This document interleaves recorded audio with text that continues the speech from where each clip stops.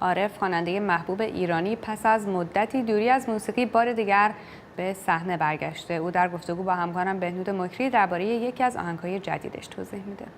کی بهتر از تو که بهترینی، تو ماه زیبای روی زمینی، تو قلب من باش تا که بفهمی چه دلبرانه به دل میشینی.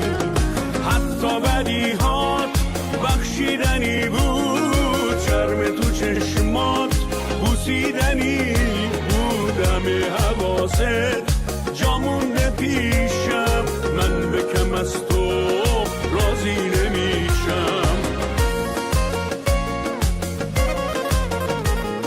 آهنگتون اسمش هست کی بهتر از تو. توضیح میدیم با چه هنرمندانی کار کرد، چه داستانی داره؟ من عرض کنم که این رو به یکی از شاعرای معروفی که تو ایران هست دادم و ایشون این ترانه رو ساختن، ولی مصادف شد با فوت پدرشون و حال و هوای خوبی نداشتن، ولی به من یه چیزایی رو دادن و بعد از طریق کسانی که با من کار میکنن به خانم مونا برزویی هم پیشنهاد این ترانه شده بود. من اطلاع نداشتم، ولی ایشون یک شعر کامل به ما داده بودن و من نگاه کردم دیدم که شعر خانم مونا برزویی بسیار زیباست، شعر افشین هم بسیار زیباست و اینا رو کنار هم گذاشتم و بعد اجازه گرفتم ازشون. خانم مونا برزویی بلافاصله گفتن شما بزرگ ما هستین، خیلی دختر گلیه و هر کاری میخوایی بکنی بکن. اجازه دادن. من شنیده بودم ایشون بسیار دقیق هستن و ممکنه که اجازه ندن، ولی اجازه دادن. بعد به اون دوست عزیزمونم مراجعه کردم، ایشون موافق نبودن، ولی بعد از اینکه من خوندم و تحویلشون دادم ایشون هم پذیرفتن و این آهنگ حاصل کار دست جمعی این دوتا نازنینه که این نشون میده که چقدر کار دست جمعی موفقه، نه فقط همه جا. وقتی که اتحادی باشه همه کار خوب میشه. اینجا دو تا شاعر ارزنده کشور ما این کار کردن و کی بهتر از تو که بهترینی، تو ماه زیبای روی زمین، اینا رو افشین گفت. بعد قسمت بعدیش هست که حتی بدیهات بخشیدنی بود، اینا رو مونا گفته. شرم تو چشمات بوسیدنی بود.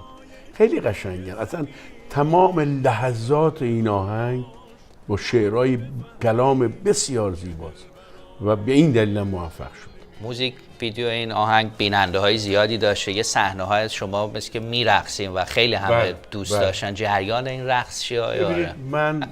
من یه ایرانی آذربایجانی هستم. ما حرکاتامون این ریتمی که هست 6-8 هست یه حالت ترکی داره و اون دست و با چیزی که من تکون میدم اینا تو آذریه. البته من رقصنده نیستم به اون صورت، ولی سعی کردم خوشحالیمو با این چیز نشون بدم. خیلی ها دوست داشتن، بعضی هم تعجب کردن ای عارف داره میرد. آره. و دختر خانمی که تو اون ویدیو بازی کرد ایرانیه و تو گرجستان بود و ایشون هم بسیار خوب رولش انجام داد و اونچه که بود ارتباطی به من نداشتن. آخر ویدیو ایشون اومدن از کنار من رد شدن و یه عکس هم از من گرفتن و رفتن، یعنی با من کاری نداشتن. اون آقایی که دنبال ایشون بودن که هیچ وقت دیده نشد، کارگردانی ویدیو بود که دستشو گذاشته بود در اختیار این کار. بله. پس همه چی با هم خوب جور شد دیگه. بله خیلی خوب شد. گرجستان خیلی جای خوبیه، من خیلی دوست دارم. اون پل بسیار پل قشنگیه ولی تمام تخته‌ها شکسته و غیر عادی بود. همه میترسیدن برن اون رو. یه خانمی هم که خانم نسیم یزدانی هست، ایشون رفته بود میگه آرشون نریا خیلی خطرناکه. من رفتم گیر کردم فلان. من پولو نگاه کردم شروع کردم دوش دویدن. اینا تعجب می‌کردن، برای اینکه باید بدونی پاتو چه جور بذاری، چه جور رد شی. یه چی انجام دادیم و با این هلیکوپترهای کوچیک هست که دوربینا رو دارن، اونا خیلی تصاویر رو با اونا گرفتیم از بالا و زیر و